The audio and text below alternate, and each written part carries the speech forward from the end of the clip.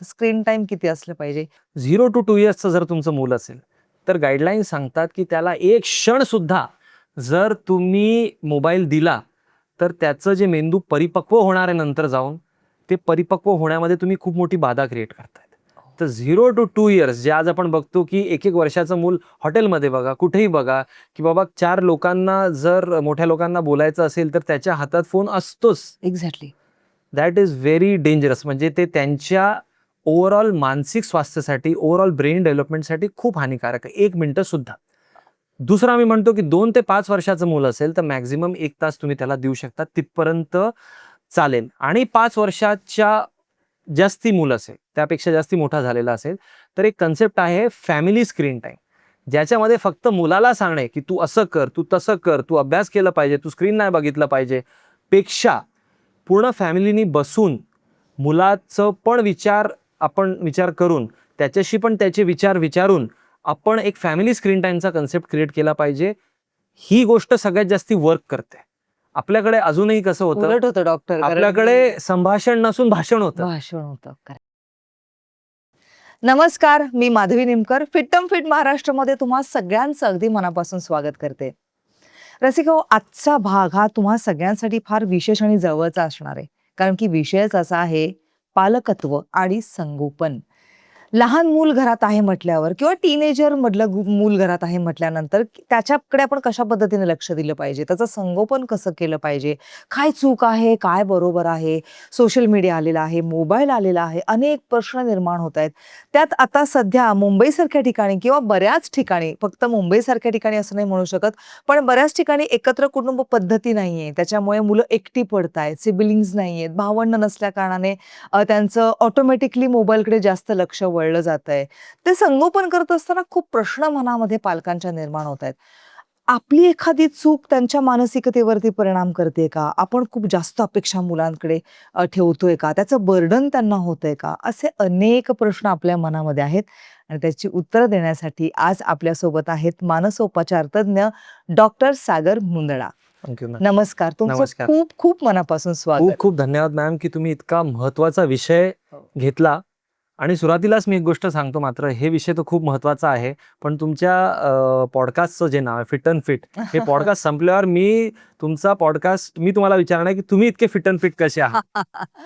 हो, thank so much. आता मी अभिनय क्षेत्रात असल्या कारणाने मला असं वाटतं, की माझं ते कर्तव्य आहे, माझं काम आहे, की आपण प्रेझेंटेबल दिसलं येस, पाहिजे. आम्ही पण दिसलं पाहिजे. ऍक्च्युली आम्ही लोकांना हेल्थ ॲडवाईस देतो. पण एक्झॅक्ट. आम्ही खूपदा बघतो, की अधिकतर डॉक्टर मंडळी जी असते ती खूप फिट नसते. तर बरोबर. आम्हाला इन्स्पिरेशन घ्यायला लागेल तुमच्याकडून.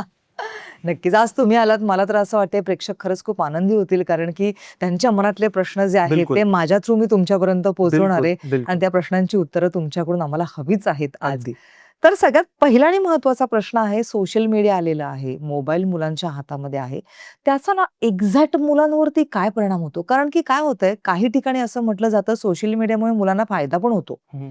असं नाही की सगळं नुकसान होतंय. कुठल्याही अगदी बरोबर. गोष्टीचं सगळं नुकसान होत नाही. काही फायदे असतात, तर काही त्याचे फायदे नसतात. त्याचं बरोबर. नुकसान होतं मुलांवरती. अगदी बरोबर. तर आपण नक्की त्याच्यातनं काय घेतलं पाहिजे? म्हणजे आता फायदे होत असतील तर ते कशा पद्धतीचे असतात? स्क्रीन टाईम किती असलं पाहिजे? याबद्दल जरा तुम्ही आम्हाला गाईड केलं तर आपण बरं होईल. अगदी महत्त्वाचा विषय तुम्ही म्हटलाय मॅडम. स्क्रीन टाईमनी सुरुवात करूया. तर जे गाईडलाईन्स आहे, वर्ल्ड वाईड गाईडलाईन्स आहे, ते मी सांगतो आणि मग आपल्याला त्याच्यात काय-काय करता येईल ते सांगतो. 0 to 2 इयर्सचं जर तुमचं मूल असेल, तर गाईडलाईन्स सांगतात, की त्याला एक क्षण सुद्धा जर तुम्ही मोबाईल दिला, तर त्याचं जे मेंदू परिपक्व होणार आहे नंतर जाऊन, ते परिपक्व होण्यामध्ये तुम्ही खूप मोठी बाधा क्रिएट करतायत. तर 0 to 2 इयर्स जे आज आपण बघतो, की 1-1 वर्षाचं मूल हॉटेलमध्ये बघा, कुठेही बघा, की बाबा 4 लोकांना जर मोठ्या लोकांना बोलायचं असेल, तर त्याच्या हातात फोन असतोच. Exactly. That is very dangerous. म्हणजे ते त्यांच्या ओव्हरऑल मानसिक स्वास्थ्यासाठी, ओव्हरऑल ब्रेन डेव्हलपमेंटसाठी खूप हानिकारक आहे, 1 मिनिटं सुद्धा.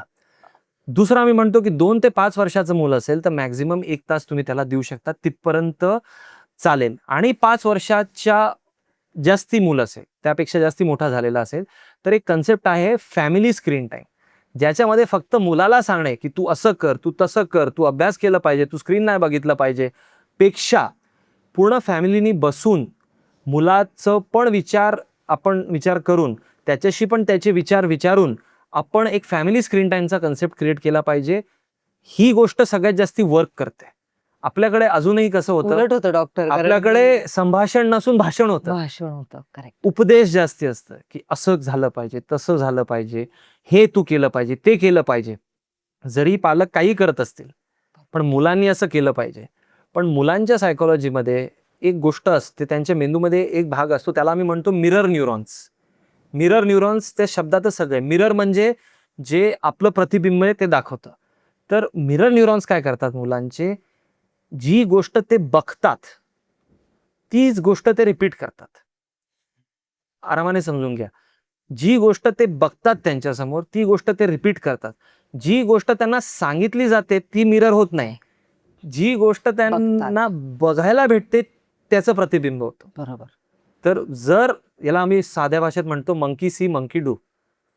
लहान माकड जे बघणार ते करणार. ते काय तर तुम्ही म्हणणार नाही हे नाही करायचं, ते नाही करायचं, पण आई वडील वर्किंग असेल किंवा नसेल, दोघंही वर्किंग नसेल, असेल जे काही, घरी आल्या आल्या आपण काय बघतो की आपण फ्री टाइम मध्ये स्वतः आपल्या स्क्रीनवर इतके चिपकलेले असतो. बरोबर.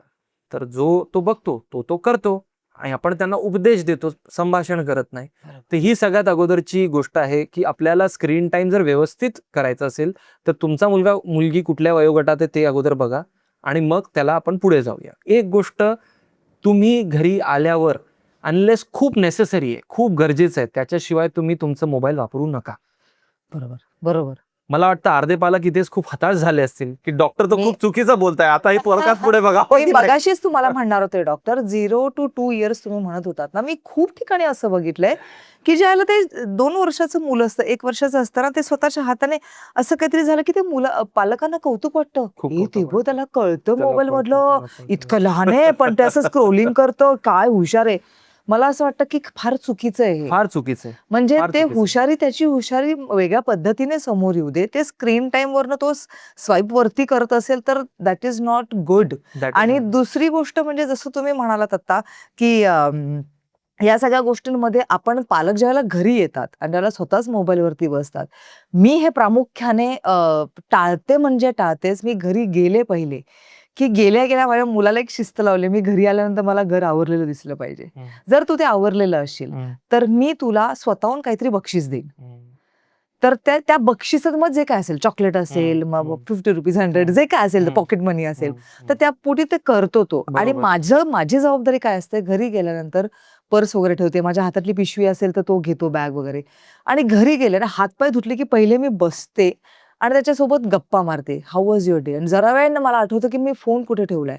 तर हे ना मला असं वाटतं की प्रत्येक पालकाने केलं पाहिजे. हेही मी शिकले. मी असं नाही म्हणत आहे की हे काय पहिल्या म्हणजे बाळ जन्माला आल्या मी हे फॉलो केलं असेल.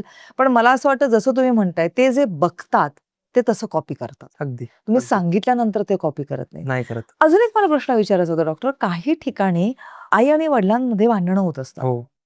ती होतातच. एकत्र आहेत म्हटल्यानंतर भांडणं होत असतात. त्या भांडणांचा मुलावरती काय इम्पॅक्ट होतो?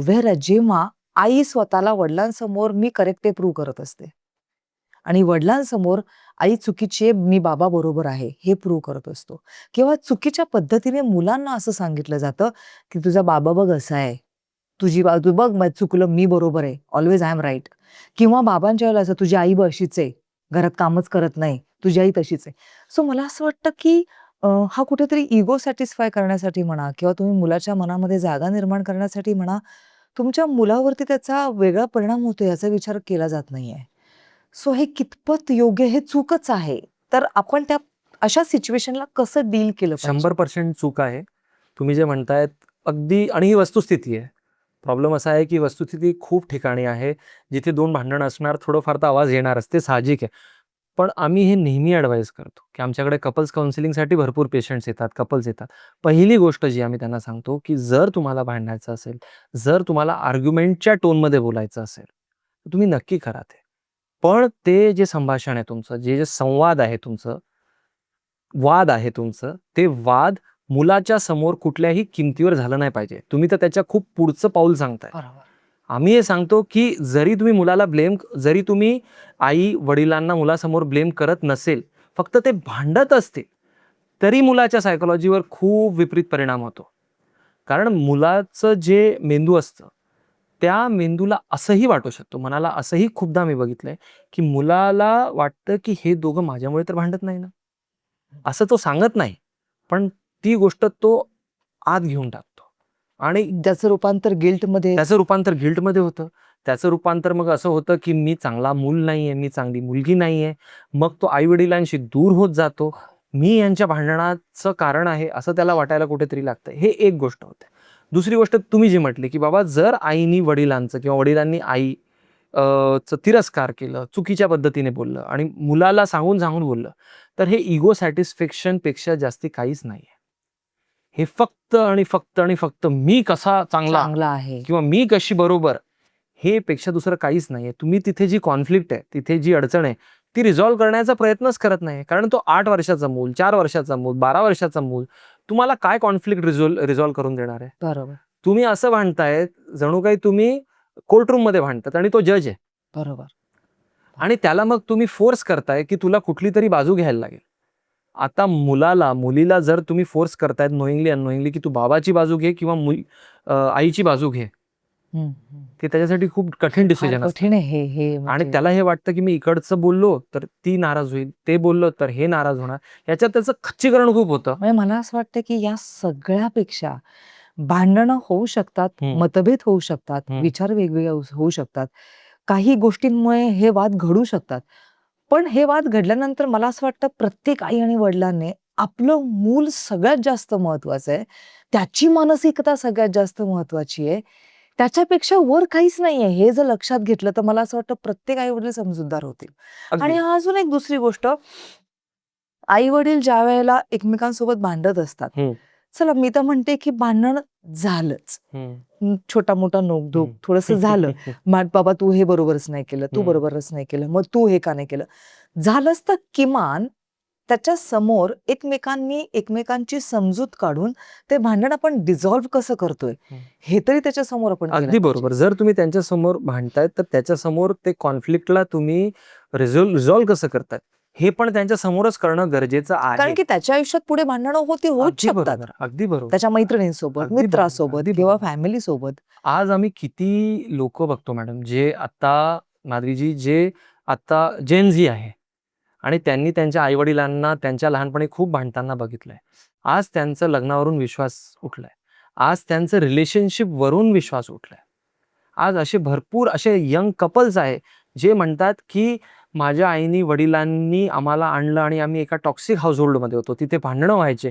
तर आम्हाला मूल या जगात आणायचंच नाहीये. आणि प्रामुख्याने कारण काय? की आई-वडील असे होते, आम्हाला भीती वाटते, आम्ही पण तसंच निघालो तर त्यापेक्षा मूल न आणलेलं बरं. म्हणजे इथपर्यंत त्यांची मानसिकता आणि इतकी दीर्घकालीन त्यांची मानसिकता इफेक्ट होऊ शकते, की बापरे! जे 20 वर्षा अगोदर त्यांनी बघितलंय, त्याचं रूपांतर आजपर्यंत ते एक प्रकारचं फोबिया आहे त्यांना, की आम्हाला मुलं नाही करायची आहे. आम्हाला लग्न नाही करायचंय. लग्नानंतर असंच होतं. अजून एक गोष्ट असते याच्यात तुम्ही भांडण म्हणले, एक अब्यूजचाही भाग असतो किंवा डोमेस्टिक व्हायलन्सचाही भाग असतो. ते जनरली मेल टू फिमेल होतं. असं नाही की तसंच होतं, पण कधी-कधी रिव्हर्स पण होतं. पण 90% of the times male to female जे डोमेस्टिक व्हायलन्स आपण म्हणतो, तो पण इतका दुर्दैवी प्रकार आहे. आम्ही असे कित्येक यंगस्टर्स बघतो.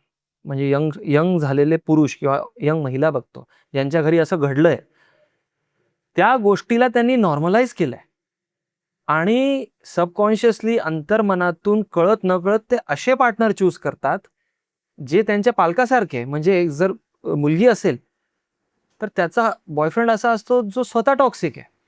आणि आणि जेव्हा तिला तो आवडत असतो. तिला तो आवडत असतो, कारण तिला वाटतं हे नॉर्मल आहे. बाबा आईला मारायचे, पण बाबा प्रेमही तर करायचे ना. रॉंग तर एक्झाम्पल तिचं सेट होतं म्हणजे त्यांच्यासमोर. तिचा कबीर सिंग, तिच्या डोक्यात लव्हची संकल्पना, प्रेमची संकल्पना, कंपॅनियनशिपची संकल्पना जी असते ती पूर्ण प्रकारे चुकीचीही असते. त्यामुळे जर तिला असा मुलगा भेटला नंतर चालून, जो खूप स्थिर आहे, जो तिची काळजी घेतो, जो तिचे केअर करतो, जो व्हायलेंट नाही आहे, तिला ते नॉर्मल नाही वाटत. तिला वाटतं की आयुष्यात काही वरखालीच नाहीये हो. आणि ती परत अशा टॉक्सिक व्यक्तीकडे जाते. म्हणजे इतकं दीर्घकालीन त्याचा इफेक्ट होऊ शकतो. अजूनही एखादं उदाहरण सांगायचं झालं तर खूप मुलांच्या घरी हं, भांडण झाल्यानंतर खूप चुकीच्या पद्धतीने बॅड वर्ड्स वापरले हं. जातात. हं. ओके.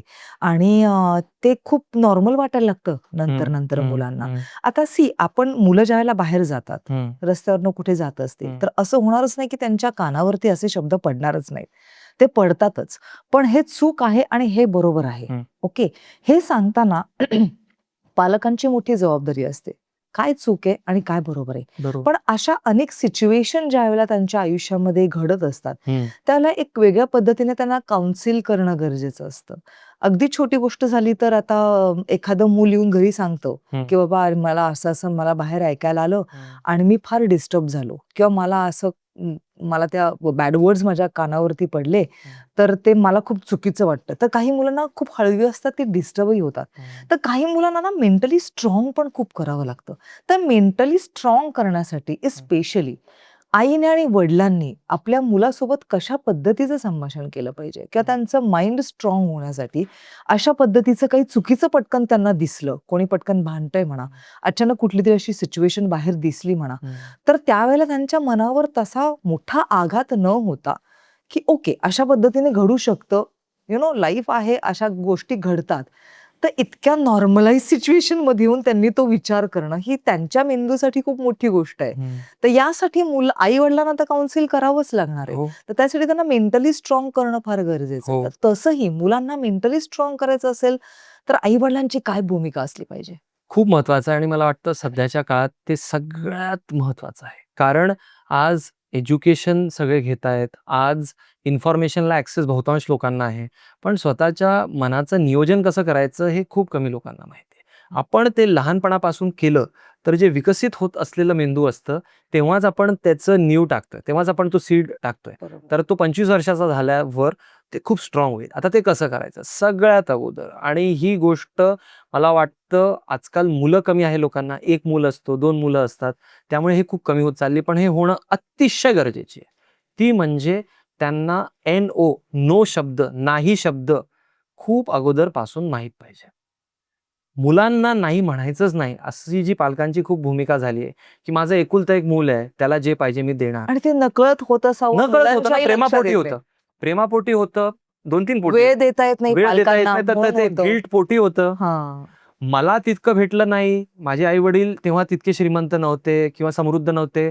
पण मित्र आहेत त्यामुळे मी देणार. तर त्यापोटीही होतं. पण तुम्हाला मुलाला नो सांगणं गरजेचं आहे.